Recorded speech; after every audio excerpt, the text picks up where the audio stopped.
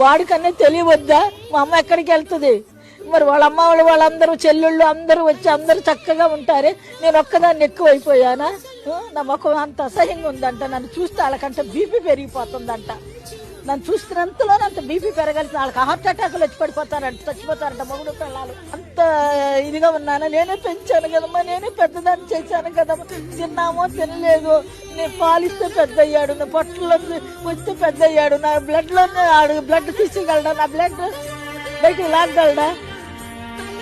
చెప్పండి మీరు. నాకు కూతురు ఉంది, చచ్చిపోయిందమ్మా. మాది నెగిటివ్ ప్లేస్ విజయవాడ, చచ్చిపోయింది. అది ఉంటే నాకు అసలు ఈ తిప్పలు ఉండేవి కాదు, నేను అక్కడికే వెళ్ళిపోయేదాన్ని. దీనికి ఒక చట్టం తీసుకురావాలమ్మ. ఏ కొడుకు కూడా ఇలాంటివి చెయ్యకూడదు. ప్రతి ఒక్క కొడుక్కి చెప్తున్నాను. దీని వెనకాల వాళ్ళ భార్యలు వాళ్ళ అమ్మలే ఉన్నారు.